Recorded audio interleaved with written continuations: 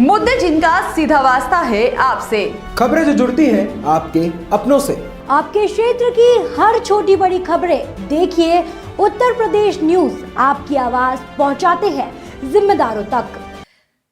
हिंसा के बाद पहली बार संभल पहुंचे सांसद बर्क। सपा डेलीगेशन ने पीड़ितों से की मुलाकात, मृतकों के परिवार को 5-5 लाख रुपए का चेक। करीब 3 बजे समाजवादी का 11 सदस्यों का प्रतिनिधिमंडल संभल पहुंचा। इस डेलीगेशन में संभल सांसद जियाउर रहमान बर्क भी थे। संभल हिंसा के बाद सपा सांसद जियाउर रहमान बर्क पहली बार संभल पहुंचे।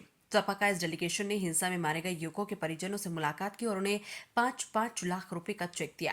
डेलीगेशन में विधानसभा में नेता प्रतिपक्ष माता प्रसाद पांडे, विधान परिषद में नेता प्रतिपक्ष लाल बिहारी यादव समेत 5 सांसद और 3 विधायक शामिल थे। नेता प्रतिपक्ष विधान परिषद लाल बिहारी यादव, कैराना की सांसद इकरा हसन, संभल विधायक इकबाल महमूद, असमोली सपा विधायक पिंकी यादव, गुन्नूर सपा विधायक राम खिलाड़ी यादव, सपा जिला अध्यक्ष असगर अली अंसारी, पूर्व जिला अध्यक्ष फिरोज खान भी मौजूद हैं। डेलीगेशन के साथ पहली बार संभल आए सांसद जियाउर रहमान बर्क ने मीडिया की भूमिका पर भी सवाल उठाए। हम आपसे मेरी गुजारिश है कि आपके चैनलों के माध्यम से भी हम लोगों के हक और इंसाफ की आवाज उठाइए। आप भी ये मत सोचिए सिर्फ मीडिया के लोग हैं, आप भी नागरिक हैं, आप भी किसी न किसी परिवार से जुड़े हुए हैं और मीडिया के लोगों के साथ में कितनी ज्यादती हुई है राष्ट्रीय अध्यक्ष जी ने कहा, आप लोग भी तो वाकिफ हैं। फिर अगर आप लोग नहीं उठाओगे तो कल को कोई भी किसी के साथ बख्शिश का खाना नहीं रहेगा। हम सिर्फ आप लोगों के आवाज को उठा रहे हैं। सपा सांसद ने कहा कि पुलिस प्रशासन अपनी नाकामी छुपाने के लिए एक तरफा काम कर रहा है। उन्होंने कहा कि हम इंसाफ चाहते हैं। देखिए, जो घटना हुई है यकीनन उससे सिर्फ संभल नहीं पूरा प्रदेश और देश शर्मसार हुआ है।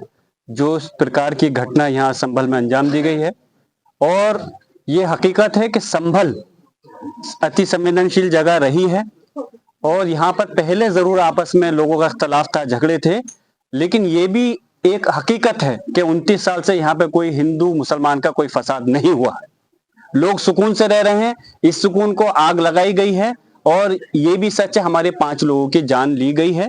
हमने उसकी आवाज को हमारे नेता माननीय राष्ट्रीय अध्यक्ष अखिलेश यादव जी और पूरी पार्टी ने, हमने संसद के अंदर दोनों सदनों में हमारे प्रोफेसर रामगोपाल यादव जी ने, सब लोगों ने मिलकर के माननीय सांसद जी ने उठाया और विधानसभा के अंदर जो अभी आपके सामने हमारे माननीय विपक्ष के नेता माते प्रसाद पांडे जी और अभी विधान परिषद के हमारे नेताजी बोल रहे थे, पूरी मजबूती से सिर्फ संभल के लोगों की हक की आवाज के लिए उठाने का काम किया। हम लोग सिर्फ यह चाहते हैं, अफसोस इस बात का है कि हमारी लोगों की हत्या हुई और हमारे लोग ही के खिलाफ मुकदमा दर्ज किया गया। ये कैसा इंसाफ है। लेकिन हम संविधान पर यकीन करते हैं और इस संविधान को मानते हैं और हमारा न्यायालय पर पूरा भरोसा कायम है। हमें उम्मीद है कि अगर हमें पुलिस प्रशासन से, शासन से अगर हमें इंसाफ नहीं मिलेगा तो न्यायालय से हमें इंसाफ जरूर मिलेगा। उसकी लड़ाई हमने संसद के अंदर और विधानसभा में मजबूती से लड़ी है और इंशाल्लाह हम पूरी कोशिश करते हैं। सांसद इकरा हसन ने मस्जिद की बन रही पुलिस चौकी पर भी सवाल खड़े कर दिए। एएसआई का भी इसमें मामला है और जहाँ तक मेरी जानकारी है एएसआई की प्रॉपर्टी के 100 मीटर के अंदर कोई भी कंस्ट्रक्शन नहीं हो सकता। तो जब कोई प्राइवेट कंस्ट्रक्शन नहीं हो सकता तो मुझे लगता है चौकी का भी कंस्ट्रक्शन वहाँ पर नहीं होना चाहिए। और ये जिस तरीके से, क्योंकि प्रशासन पे, इस जिले के प्रशासन पर अब किसी को यकीन नहीं रहा है और प्रशासन वहाँ पर ही जाकर अगर चौकी बनाएगी तो उससे दिक्कत तो है। का सेशन चल रहा था, वहाँ पर मौजूद थे और उसके बाद से उन पर लगातार कभी बिजली चोरी का, कभी किसी और तरीके का, ये जो सरकार है भाजपा की, इनकी यही नीति रही है कि विपक्ष के जो भी लोग हैं उन पर झूठे मुकदमे लगाकर उनकी आवाज को रोका जाए। तो ये उसी के तहत है। 2 करोड़ का एक दिन में तो मुकदमा नहीं बन सकता। इतने दिन से क्यों नहीं उन पर तहकीकात की गई? अगर ऐसा कुछ सच्चाई थी तो हमें लगता है ये सब बिल्कुल झूठ है, बेबुनियाद है और सिर्फ यहाँ की आवाज को रोकने के लिए, पार्टी को परेशान करने के लिए, पार्टी के लोगों को प्रताड़ित करने के लिए सब किया। कुछ लोग कह रहे हैं कि आप 40 दिन से नहीं आई, 24 नवंबर को हिंसा हुआ, उसके बाद आज सांसद जी पहुंचे हैं यहाँ पे। जी, हम लोग 2 बार प्रयास कर चुके हैं, हमें रोका गया था। आज भी हम बड़ी मुश्किल से गाड़ियां बदल बदल कर यहाँ पर पहुंचे हैं।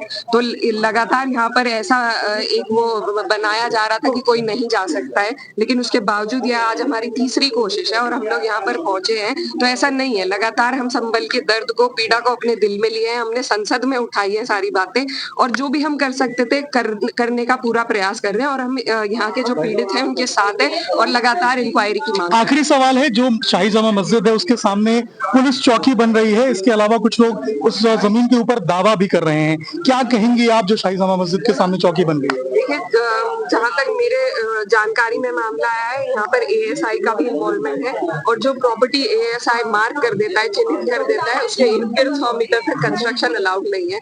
तो उसके बावजूद यहाँ पर प्रशासन अगर जोर जबरदस्ती से वहाँ चौकी बनाकर एक दबदबा और एक डर का माहौल पैदा करना चाह रहे हैं तो वो गलत है, वो नहीं होना चाहिए। सही कानून के तहत उस प्रॉपर्टी की जांच होकर वहाँ पर रोक रुकाव करनी चाहिए। बिल्कुल। विधानसभा में नेता प्रतिपक्ष माता प्रसाद पांडेय ने आरोप लगाया कि सरकार के मन में सद्भावना नहीं, सरकार जाति विषमता पैदा करना चाहती है।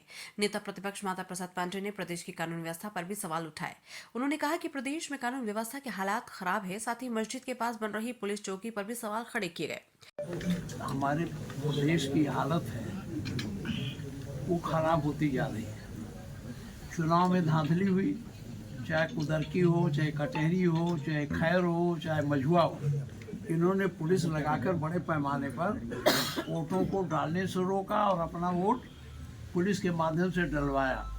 दूसरी बात, कानून व्यवस्था की स्थिति दिनों दिन गिरती जाती है।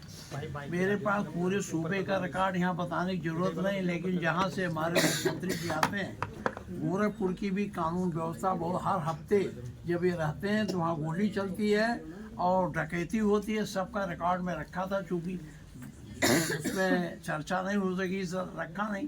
कानून व्यवस्था, बेरोजगारी दिनों दिन बढ़ती चली जा रही है। हमारा महंगाई दिनों दिन बढ़ती चली जा रही है। उच्च तरफ से ध्यान हटाने के लिए इस तरह से नियोजित घटनाएं सरकार करा रही है, ये मेरा आरोप है। दूसरी बात, एक चीज और कहना चाहता हूँ, अखबारों में रोज छप रहा है यहाँ खुदाई हो रही, कहीं कुछ हो रहा है। मस्जिद के सामने कुछ वर्ग मीटर में ये पुलिस चौकी बनाना चाहते हैं।